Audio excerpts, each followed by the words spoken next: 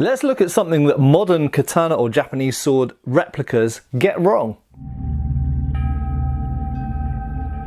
Hey folks, Matt Easton here, Schola Gladiatoria. So I'm looking at Japanese swords again. I've got a couple of replicas here, one from Swords of Northshire and one from Dynasty Forge. And I've been doing lots of research recently on Japanese swords and also Chinese swords, and obviously those two things interact. They interact at various points. Certainly if we go back to the pre-900 AD period, a lot of Japanese swords are actually kind of Chinese swords, or at least some of the swords that survive in Japan from that period seem to have Chinese blades. They're not necessarily always Chinese hilt fittings, although sometimes they are, definitely, but not always. That's a complicated subject, and there will be videos about that coming up really soon. That's what I've been researching for. But in my researches, I stumbled across a piece of information. I was looking at measurements, essentially, and we're looking here at the measurements of replica sword, Japanese sword guards. Now, I'm trying to get off using the word katana because actually when we're talking about Japanese swords, for a lot of the development of the Japanese sword, we're actually really talking about the tachi and not the katana, okay? And there's something, there are swords in between as well. There's obviously the nodashi, there's the okatana, so-called okatana, which comes on a little bit later. But generally speaking, most of the swords being used up until the 15th century we would call a tachi, and most of the swords being used, and then we're talking about the long sword here, not the short wakizashi. And then after the 15th century, we're talking mostly about the Uchi katana and then the katana. And you might be thinking, what's the difference between those two swords? I'll do a video about that. That's a complex subject, and I think much, I won't say misunderstood, because I think it's understood by the experts, but I think it's misrepresented by lots of YouTube channels and common websites out there. It's not simply a matter of size, it's not simply a matter of blade shape, it's not simply a matter of which way round the sword is worn and the hilt fittings and things like that. It's a combination of these things, but that's for another video. Now, looking at measurements and what they get wrong. So we're going to be looking at the guard, or tsuba.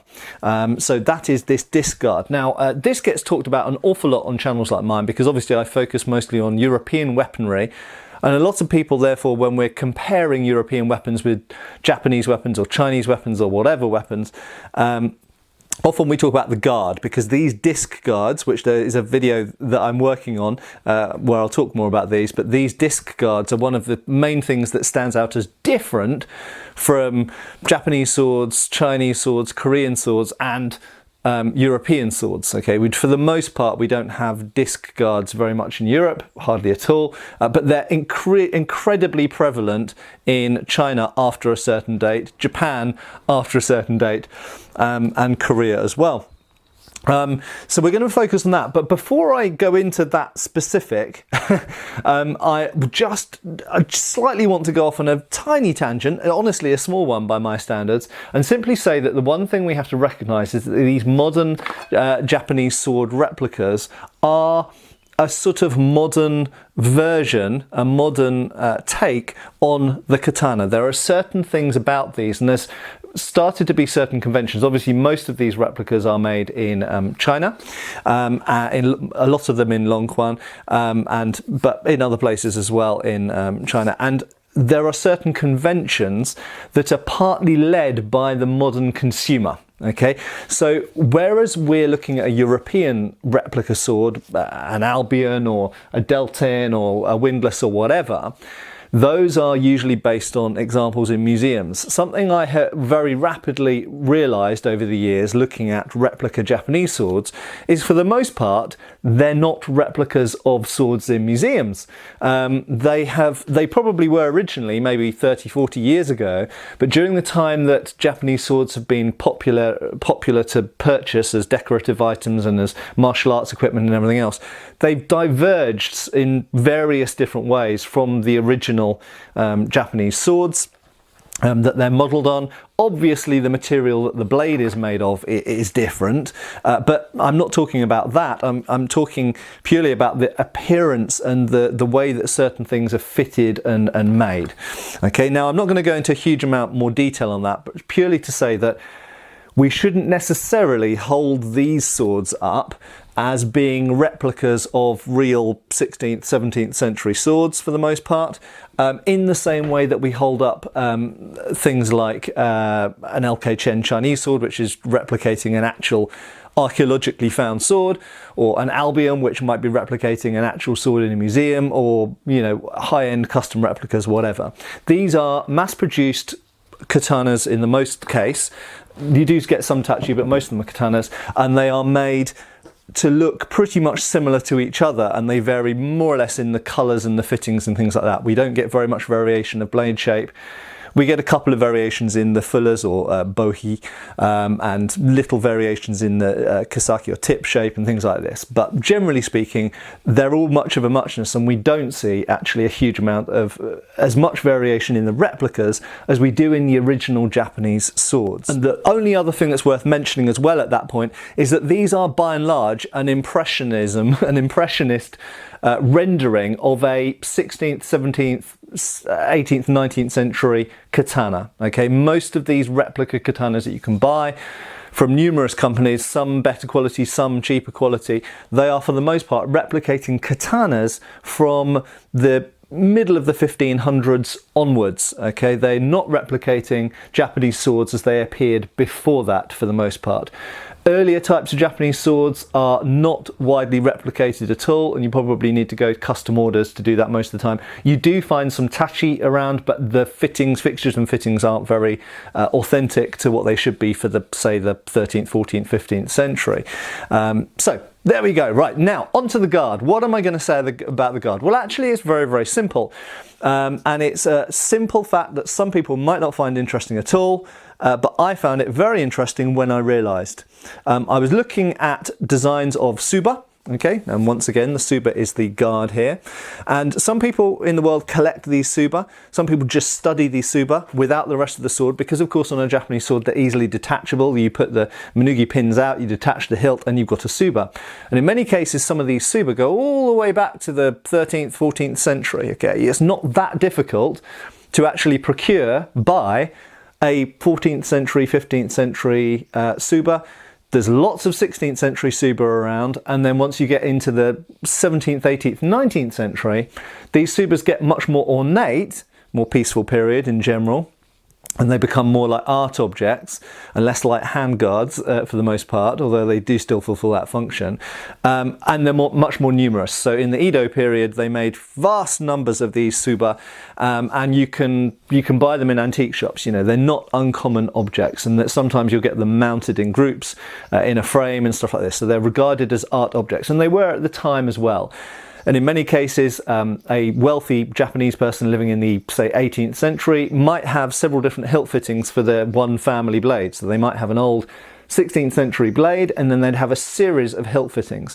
Now, the major fact that I want to get across here is that modern replica tsubas that I am exposed to, that I'm familiar with, are small. A little bit too small. Okay, now I'm not going to say they are literally too small, because you could say, oh well, Matt, they come in various sizes. That's true.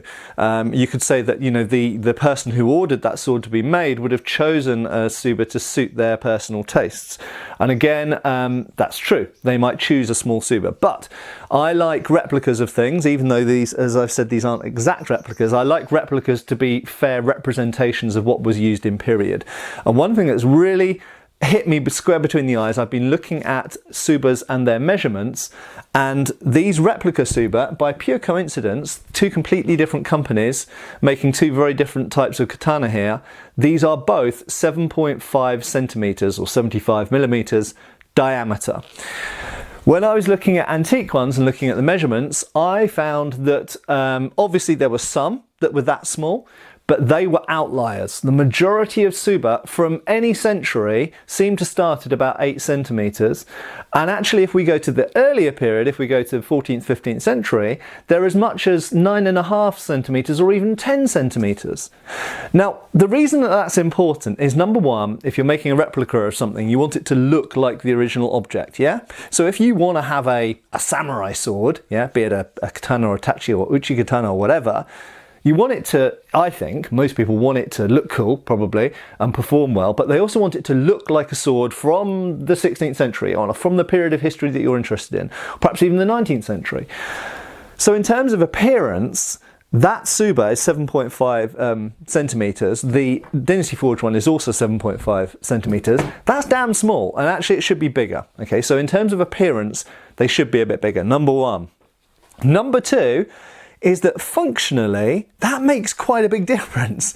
Okay, if this is 7.5 centimetres, but a 15th century katana or 16th century katana has a 9.5 centimetre guard, that's quite a bit of extra, that's a centimetre on each side.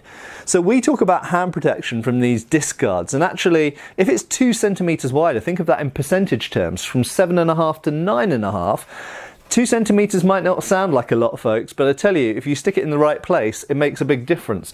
So there we go. That's really the headline of this video. Is hopefully there's been some other useful things I've covered here as well. These aren't true. These replicas aren't necessarily true to actual originals in museums or private collections. But one particular thing that I think katana makers, and indeed tachi makers, if they make them, and I wish there were more out there, need to get right, is start looking at actual antique tsuba and start trying to copy them. Because not only could they do to be a bit larger, they could do to sometimes be made in slightly different ways, forged perhaps rather than stamped out or laser cut.